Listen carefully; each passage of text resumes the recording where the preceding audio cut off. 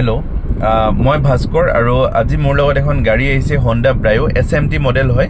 গাড়ীখনত আপোনালোকে power steering, AC, 4টা পাৱাৰ উইণ্ডো, মিউজিক চিষ্টেম আৰু মিনিমাম ফিচাৰ্ছ প্ৰায় গোটেইখিনি আছে। ইনবিল্ট মিউজিক চিষ্টেম হয় আৰু গাড়ীখন মই নিজে চলাই আছোঁ।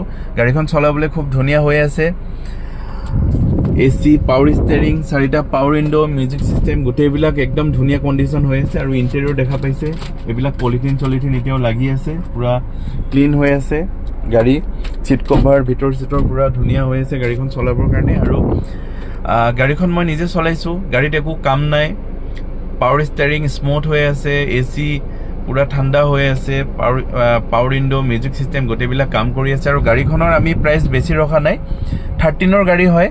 গাড়ীখনত ইঞ্চুৰেঞ্চটো ফেইল হৈছে। যিদিনা আপোনালোকে গাড়ীখন ল'ব মই আপোনালোকক ইঞ্চুৰেঞ্চটো কৰাই দিম। আৰু গাড়ীখনৰ প্ৰাইচ ৰাখিছোঁ 1,65,000। ইঞ্চুৰেঞ্চ নতুন মই কৰাই দিম আৰু ট্ৰেন্সফাৰ গোটেইখিনি কৰাই দিম। আৰু গাড়ীত 1 টকাৰো কাম নাই, ইঞ্জিন একদম ধুনীয়া হৈ আছে গাড়ীখন। চ' গাড়ীখন যদি আপোনালোকে ল'ব খোজে অতি সোনকালে মোক